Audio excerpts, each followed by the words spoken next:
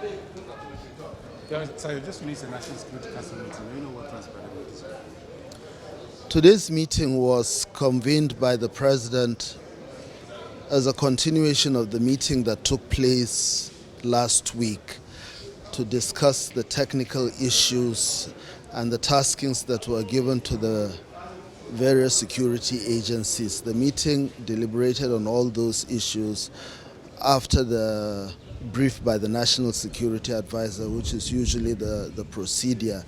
Again, the Council has seen it necessary to inform the general public that fighting this type of asymmetric conflict is a collective effort. It's not something that should be confined to only the security, intelligence, and law enforcement agencies.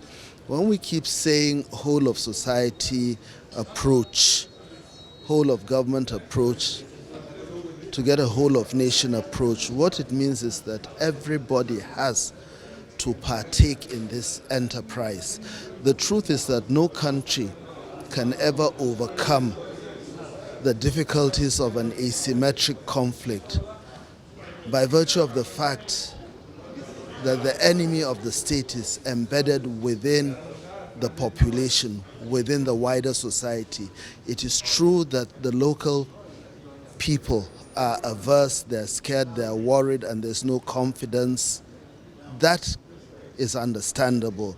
But without their support, without their cooperation in terms of giving information, it makes it very hard for the operational elements. A few days ago, troops of the Guards Brigade were ambushed and decimated.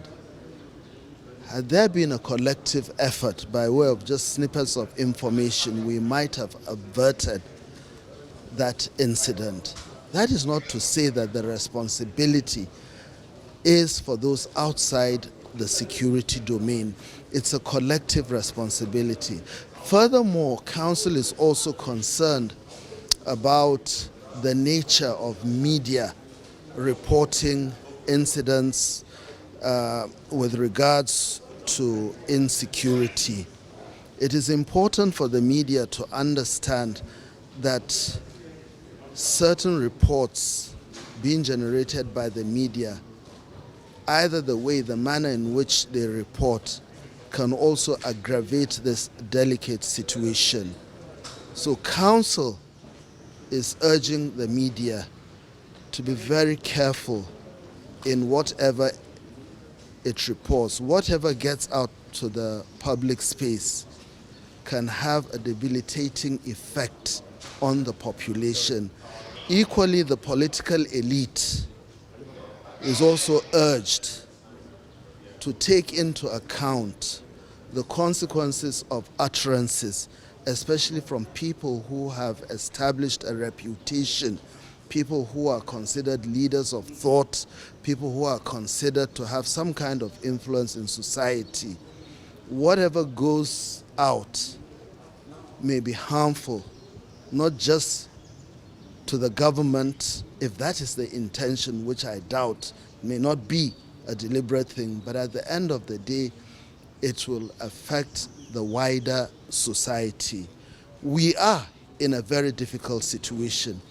And Council understands, Mr. President understands people's concerns about the growing insecurity. But I can assure you that there's no straight, cut and dried method of dealing with this thing unless all of us embrace each other. I know people are weary, people are tired, people are beginning to gravitate to other places for self-help. The truth is that help is rooted in everyone working for the other person. Again, the members of the armed forces have also made a commitment that in the coming weeks, they've already started working on a new strategy to deal with these snippets of violence And they've given their word, their commitment to the president that there will be a change in momentum, regardless of the fact that there might be certain institutional limitations which they face. But they've understood the enormity of the responsibilities that they have. Again, Council is in the process of winding up the special investigative panel on the Kuje incident.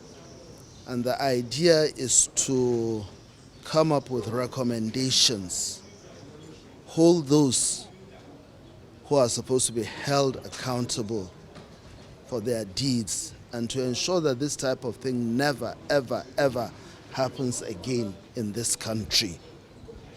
So that, in a nutshell, was what Council deliberated on.